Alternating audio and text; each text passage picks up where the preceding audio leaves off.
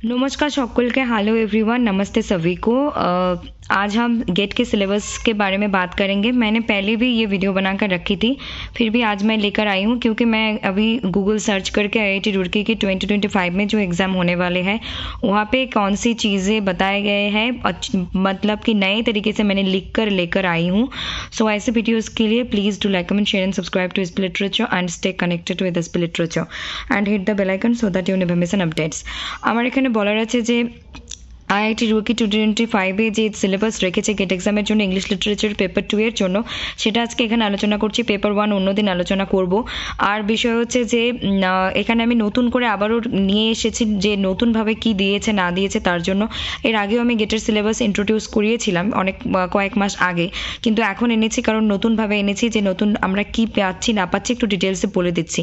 আর এই ধরনের ভিডিওর জন্য কি করতে হবে, এসবি লিটারেচারকে প্রচুর পরিমাণে like comment share and subscribe করতে হবে আর জুড়ে থাকতে হবে, বেল আইকনকে প্রেস করে রাখতে হবে যাতে করে কোনো রকম কোনো important updates information and personal विषय আমরা मिस ना करे থাকি। तो अभी मैं पहले हिंदी में कहती हूँ, फिर बाद में बेंगलोर में कह रही हूँ, प्लीज़ जुड़े रहिए। सो यहाँ पे लिखे हैं English literature consist of 5 units including multi genre literature in English, literature from India, literary criticism and theory and more. So ये मैंने गूगल से सर्च की, लेकिन ये जो इन डिटेल आप लोगों को एक C21, C22, C23, C24, C25 ये मिल रहे हैं। तो यहाँ पे हम लोग डिटेल देख रहे हैं। इंग्लिश में जो लिखी है मैं उसको तो इंग्लिश में ही प्रोनाउंसिएशन करके ही आप लोगों को बोल रही हूँ।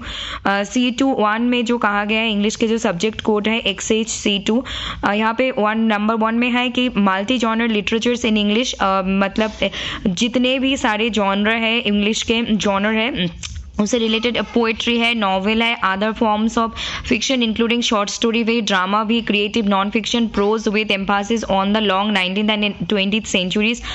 यहाँ पे मतलब है कि आप लोगों को पोएट्री, नॉवेल, अदर्स जो जितने भी चीज़ें हैं, short story, drama, creative non fiction जितने भी है, यहाँ पे कोई एकदम स्पेसिफिक करके बताया नहीं है। इंग्लिश लिटरेचर के हर एक जॉनर से मल्टी जॉनर मतलब कि आप लोगों को पता है कि बहुत सारी चीज़ यहाँ पे है, एक स्पेसिफिक चीज़ या फिर एक ऐसे नहीं है कि इंडिया से, ब्रिटिश से, कनाडा से, ऑल मल्टी जॉनर। मतलब आप लोगों को पता है कि इंग्लिश लिटरेचर के जो भास्ट सिलेबस है उन सारी चीज़ों के बारे में यहाँ पे बात कह रही है।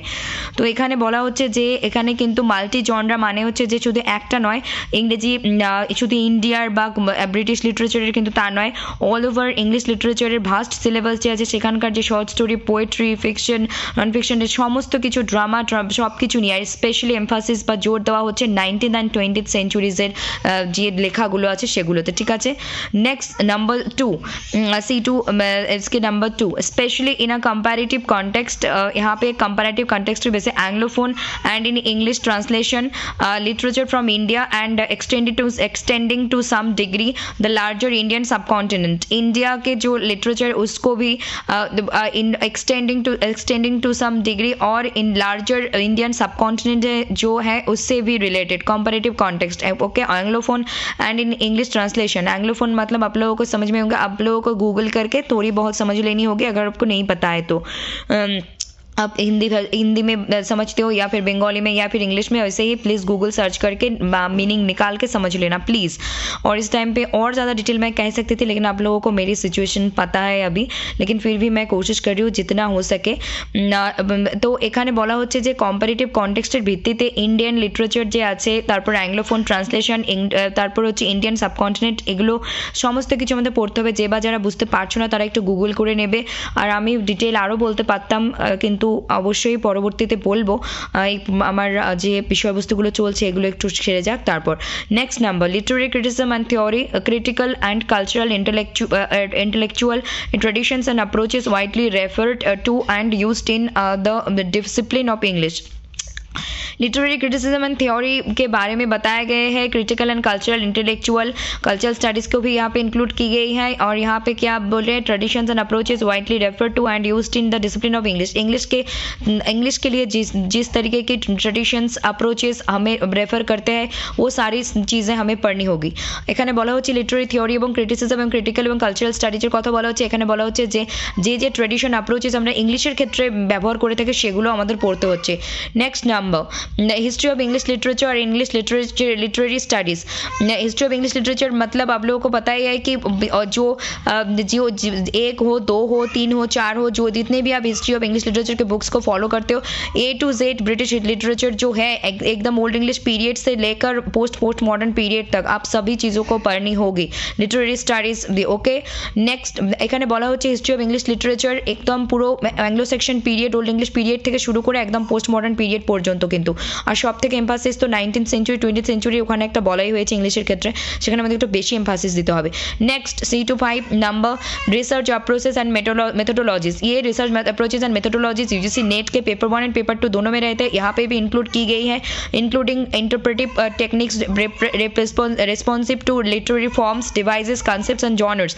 लिटरेरी फॉर्म्स डिवाइसेस आप लोगों को पता है, figures of speech, literary forms, literary terms भी देखनी होगी, जॉनर्स को भी हमें पढ़नी होगी, और रिसर्च अप्रोचेस भी। तो अगर देखा जाए तो लगभग यूजीसी नेट एंड गेट के सिलेबस क्वाइट सिमिलर, मतलब ये यूनिट 5 है, वहाँ पे 10 है, लेकिन अगर आप अच्छे से एनालिसिस करोगे तो 10 यूनिट यहाँ पे मिल जाएंगे यूजीसी नेट के।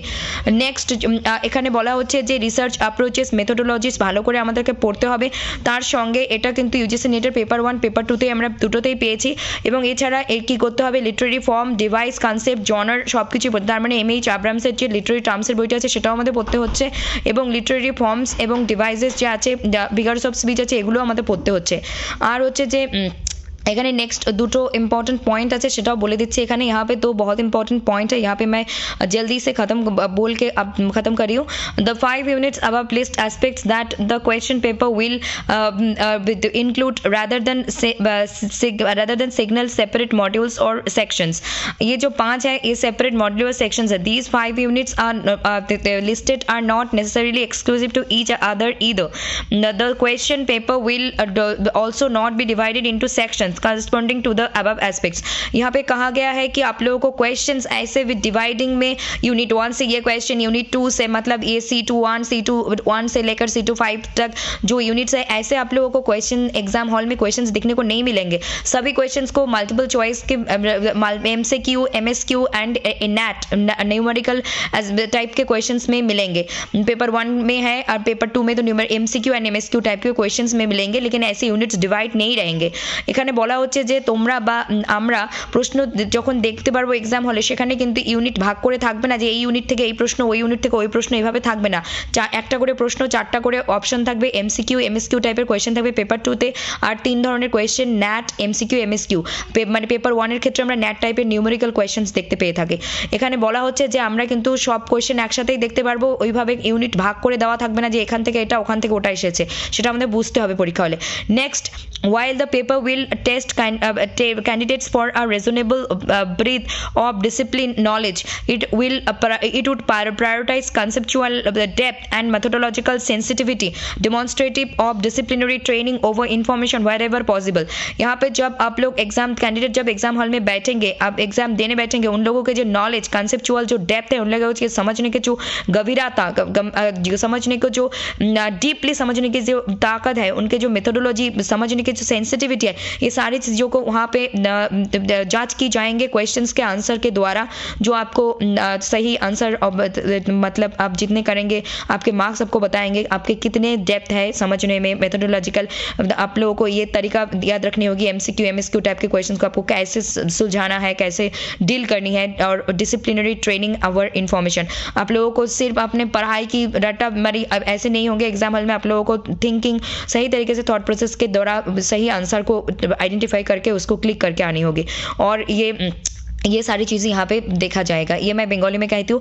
এখানে বলা হচ্ছে যে পরীক্ষার্থীরা পড়াশোনা করে গেল, সিলেবাস কমপ্লিট করে গেল, তাই কিন্তু নয়। ওখানে যে মেথোডোলজি তারা পদ্ধতি ইউজ করে কোয়েশ্চেন সলভ করবে, MCQ MSQ ন্যাট টাইপের কোয়েশ্চেন যে থাকবে, এবং তাদের যে বোঝার গভীরতা, কনসেপচুয়াল ডেপথ, তারা কতটা বিষয়টা বুঝে পড়ে এসেছে, সেই সব কিছু কিন্তু এখানে জাজ করা হবে যতটা সম্ভব। এটাই এখানে বলা হচ্ছে, সেই বিষয়টাই এখানে দেখা হবে। So that's it for today. Thank you very much and stay connected with SP literature.